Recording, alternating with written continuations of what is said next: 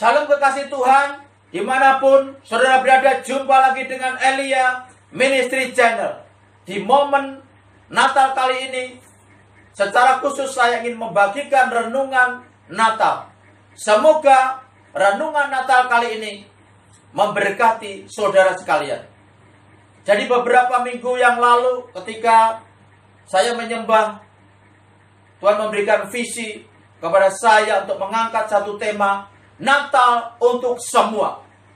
Dan inilah yang akan saya bagikan. Semoga ini memberkati saudara sekalian. Amin. Yang pertama, Natal adalah sukacita surga untuk dunia. Ketika saudara mendengar kata Natal, apa yang terbesit di dalam hatimu? Tentu saja Natal bicara tentang kelahiran Tuhan Yesus. Bayi Tuhan Yesus di atas palungan. Natal menggambarkan tentang perayaan, ada pohon Natal, ada lilin Natal, ada nyanyian malam kudus, dan sebagainya. Itu benar saudara. Tetapi satu hal yang tidak boleh kita lupakan, bahwa Natal bicara tentang sukacita surga untuk dunia, untuk saudara dan saya. Yesus adalah hadiah terindah yang diberikan Bapa untuk semua orang, saudara dan saya. Yesus datang membawa sukacita, yaitu karya keselamatan yang dinyatakan kepada dunia melalui penebusannya kelak. Maka dia datang ke dalam dunia. Dia hadir di tengah-tengah manusia. Ia lahir di sebuah kandang domba, di dalam kesenyapan, di tengah-tengah gemerlap dunia. Artinya Natal tidak selalu disambut dengan selebrit perayaan, dengan pesta pora, kembang api yang meriah. Tetapi Natal bicara tentang keheningan hati. Di dalam keheningan, di sebuah kandang domba, ia hadir di situ. Maka ketika di dalam keheningan, di dalam hatimu, jika engkau sanggup membayangkan di mana Yesus lahir, di dalam palungan hatimu, dan engkau merasakannya, itulah sukacita sejati di momen-momen Natal. Poin yang kedua, Natal adalah momen mengingat karya keselamatan Allah melalui Tuhan Yesus. Yohanes 3 ayat 16 mengatakan, karena begitu besar kasih Allah akan dunia ini, sehingga ia telah mengaruniakan anaknya yang tunggal, supaya setiap orang yang percaya kepadanya tidak binasa, melainkan beroleh hidup yang kekal. Amin.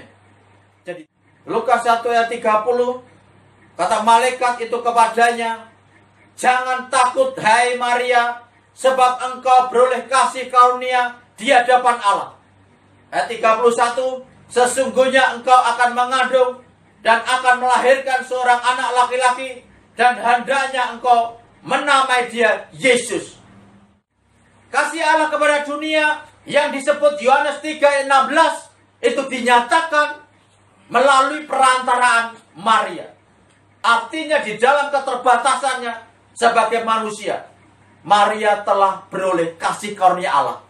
Ia telah dipilih, ditetapkan, dipakai Allah untuk melahirkan bayi Yesus yang akan disebut Mesias, Juru Selamat dunia. Amin. Dan Lukas 1 ayat 33 mengatakan dia akan menjadi raja dan kerajaannya tidak berkesudahan. Artinya Yesus datang dari surga ke dalam dunia untuk menjanjikan surga untuk saudara dan saya. Dia adalah raja. Hanya seorang raja yang dapat mengundang saudara dan saya untuk masuk di dalamnya. Artinya tidak ada pribadi lain yang datang dari surga dan menjanjikan surga untuk manusia. Yesus adalah raja, penguasa, pemilik kerajaan yang menjanjikan surga. Ia mengundang saudara dan saya.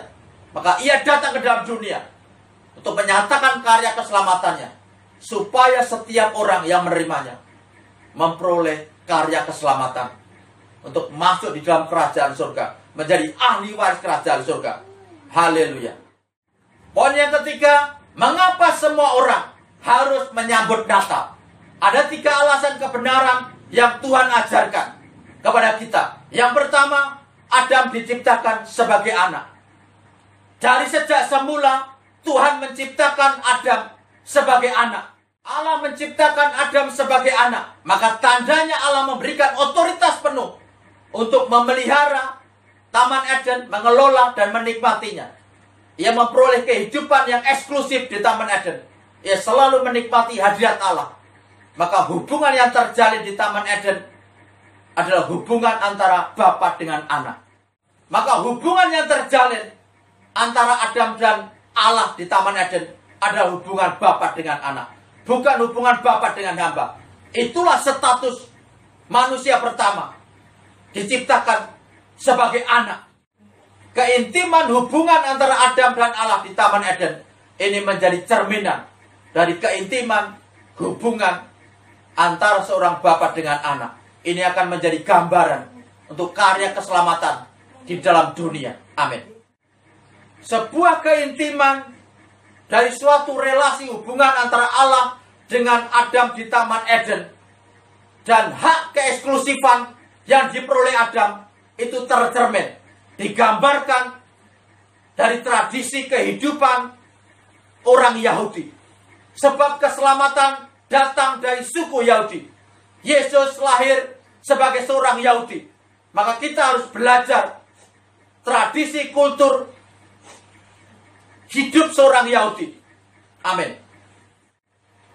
Maka perlunya kita belajar tentang budaya, kultur hidup orang Yahudi di dalam kehidupan seorang Yahudi, di mana seorang tuan dan hamba itu tidak tinggal bersama.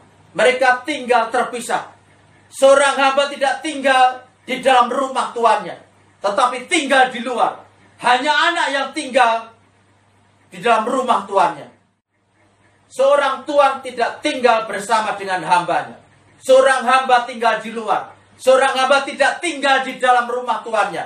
Hanya anak yang tinggal di dalam rumah tuannya. Dan seorang hamba tidak semeja makan dengan tuannya. Hanya anak yang semeja makan dengan tuannya. Maka ini bicara tentang hubungan. Bicara tentang hak-hak secara eksklusif. Yang digambarkan dari kehidupan di dalam Yahudi. Amin. Maka ketika kita bicara kerajaan surga, bicara keselamatan, tidak lepas dari relasi hubungan kita dengan Tuhan. Itu yang menentukan hak-hak eksklusif kita, yaitu janji surga untuk saudara dan saya. Amin. Agama menjadikan dan menempatkan manusia itu menjadi hamba di hadapan Allah. Tetapi Yesus datang untuk menjadikan kita anak, bukan sebagai hamba. Hubungan manusia, saudara dan saya dengan Allah, tidak lagi dilukiskan antara tuan dengan hamba, tetapi antara bapa dengan anak. Jadi hubungan kita dengan Allah tidak lagi dilukiskan antara tuan dengan hamba, tetapi antara bapa dengan anak. Begitu dekat dan intimnya. Inilah relasi dari semula. Relasi antara Adam dengan Allah yang dikembalikan melalui Yesus. Hubungan relasi yang benar antara Adam dengan Bapa di Taman Eden dari semula. Itulah yang akan dikembalikan. Yesus datang untuk mengembalikan relasi hubungan manusia yang rusak. Itu dipulihkan.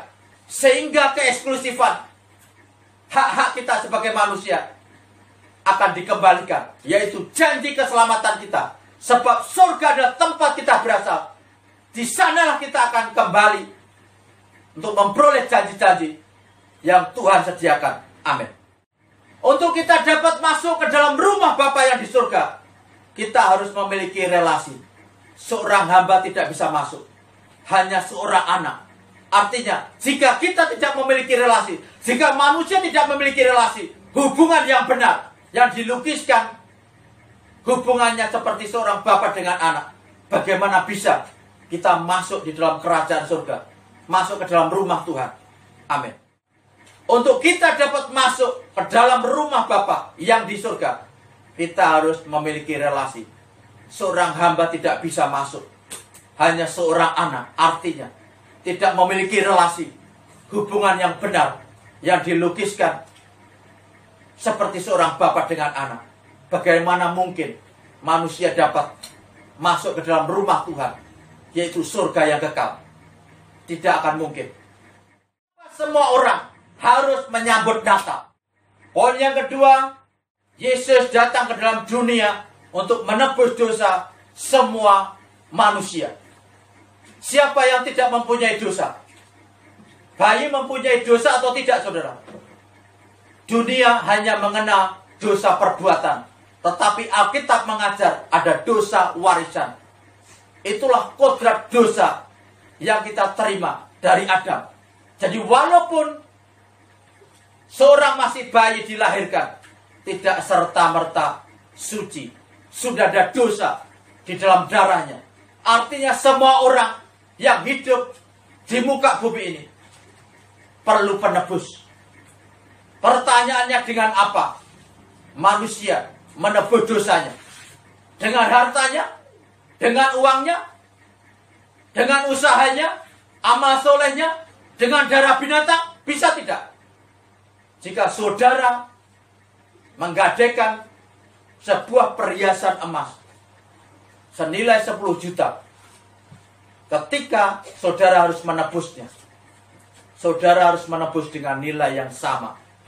Jika nilainya tidak sama, maka perhiasan yang saudara gadaikan tidak bisa ditebus. Harus mempunyai nilai yang sama. Begitu pula dengan nyawa. Tidak bisa ditebus dengan uang, dengan harta benda, dengan usaha manusia, dengan darah binatang. Mengapa? Sebab nilainya tidak sama, tidak equal. Maka Yesus datang untuk menebus semua dosa manusia. Kesadaran akan dosa membuat kita membutuhkan seorang penebus. Untuk itu Yesus datang ke dalam dunia untuk menebus semua dosa manusia. Yesus datang bukan hanya untuk orang Yahudi, tetapi untuk semua manusia. Karena semua manusia telah mewarisi hukum dosa, kutuk dosa dari Adam. Maka Yesus datang untuk menebus dosamu, untuk menebus dosaku. Yesus datang ke dalam dunia menyelesaikan dua perkara. Yang mau menebus dosa semua manusia dan mengembalikan statusnya menjadi ahli waris kerajaan surga dan memulihkan hubungannya supaya kita memiliki hak eksklusif, janji keselamatan kekal yang di surga. Amin. Semua orang harus menyambut Natal. Poin yang ketiga, Yesus adalah gambar dan rupa Allah. Kolose 1 ayat 15 mengatakan Yesus adalah gambar dan rupa Allah. Jadi Yesus itu patron pola diciptakannya manusia. Hal ini dilukiskan ketika seorang penjahit baju sebelum ia membuat baju harus membuat pola terlebih dulu, baru membuat baju. Tanpa pola tidak mungkin ada baju. Begitu pula manusia. Tanpa Yesus tidak ada manusia. Sebab manusia diciptakan menurut gambar dan rupa Kristus. Untuk itulah sejak semula kita dipanggil untuk mendekat, untuk mengenal, untuk percaya dan menerima Yesus Kristus. Kebenaran di sini sudah dinyatakan. Sejak dari semula manusia hakikatnya sudah dipanggil untuk mendekat, untuk mengenal dan percaya kepada Tuhan Yesus. Untuk meniru, untuk mengikuti, mengadopsi polanya, yaitu Yesus Kristus. Sebab Yesus Kristus adalah pola diciptakannya saudara dan saya. Dari semula manusia dipanggil untuk meniru hidupnya Yesus. Untuk dapat meniru, kita harus mendekat, kita harus mengikuti, kita harus percaya.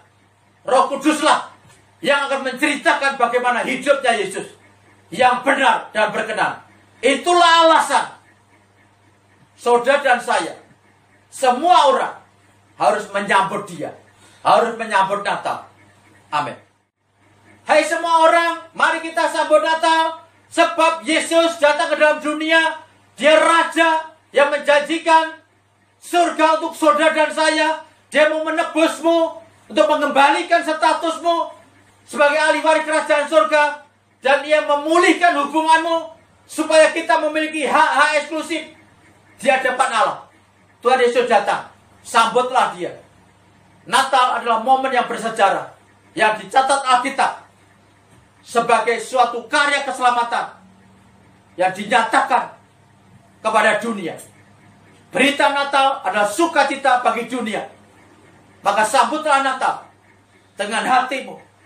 Terimalah Yesus yang akan datang, yang akan lahir dalam hatimu untuk memberikan keabadian di dalam jiwamu. Dan berita Natal harus menjadi sukacita bagi dunia. Saudara dan saya, melalui momen ini, beritakanlah Natal kepada semua orang. Berita Natal harus menjadi headline di sepanjang waktu, di sepanjang zaman, di segala zaman. Sampai banyak orang menerima karya keselamatan yang dinyatakan melalui Tuhan Yesus. Supaya orang memperoleh sukacita sejati ketika hidupnya, memperoleh jaminan untuk keselamatan kekal yang Tuhan nyatakan. Amin. Maka di tengah-tengah pandemi ini, rayakanlah Natal secara sederhana. Sambutlah kelahirannya. Yesus mau hadir di tengah-tengah ruang keluarga untuk memberikan sukacita penuh kepada anak-anaknya. Barang siapa merindukannya, menyambut dia, Yesus akan hadir, akan memberikan ketenangan, memberikan damai sukacita. Di tengah-tengah kesulitan ini, Allah menyertai, Allah melindungi, Allah memberkati. Dan Allah selalu memberikan pertolongan. Dia selalu hadir di setiap ruang keluarga. Maka sambutlah dia, biar momen ini menjadikan suatu sukacita yang kita rindukan dinyatakan di dalam hatimu. Amin. Secara pribadi saya mengucapkan selamat menyambut Natal dan nikmatilah momen-momen ini supaya sukacita kita peroleh di dalam Kristus. Damai dan sukacita tercurah melimpah atas hidup saudara. Haleluya. Amin. Kami segenap keluarga mengucapkan selamat menyambut Natal dan selamat menyongsong tahun baru. Biarlah sukacita Natal tercurah dalam hati kita. Selamat Natal 2020 dan selamat menyongsong tahun baru 2021. Tuhan Yesus memberkati. Amin.